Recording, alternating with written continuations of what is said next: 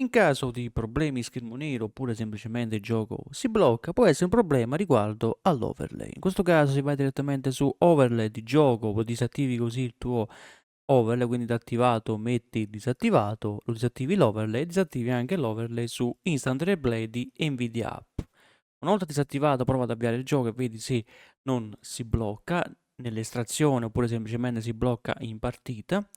Poi, una volta fatto, vai direttamente sul tuo programma per scaricare e installare i driver per la tua scheda grafica Nvidia, quindi vado su driver, qui c'è un nuovo driver disponibile rilasciato il 18 di dicembre, quindi va scaricato e installato per la tua scheda grafica. Poi, una volta fatto, andiamo così a scrivere qua sopra run, che sarebbe esegui, dentro esegui scrivi %, updata % e facciamo ok.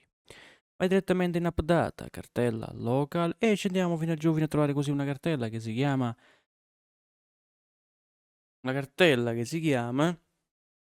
PBB, questa qua, ovviamente io l'ho cancellato per ripristinare il gioco. Se trovi una cartella che si chiama PBB devi cancellare questa cartella e la cancelli. Una volta cancellata questa cartella prova ad avviare di nuovo il gioco.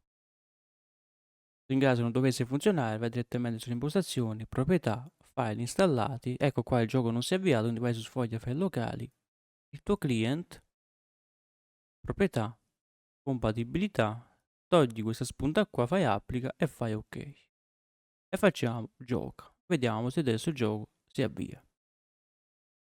Se il gioco continua a non avviarsi, andiamo su impostazioni di nuovo, sfoglia file locali, engine, binaries, Win64. Cerchiamo di trovare così la sua cartella, quindi game, binaries, Win64, client,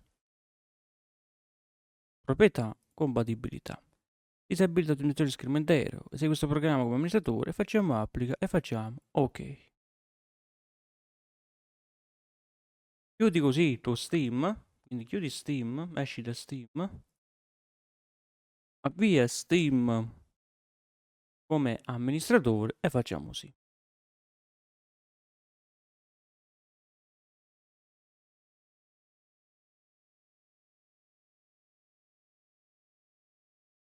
Torniamo sul gioco, facciamo gioca.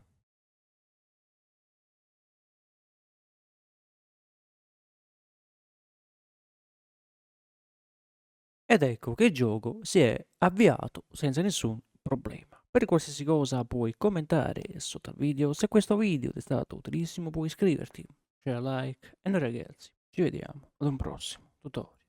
Ciao.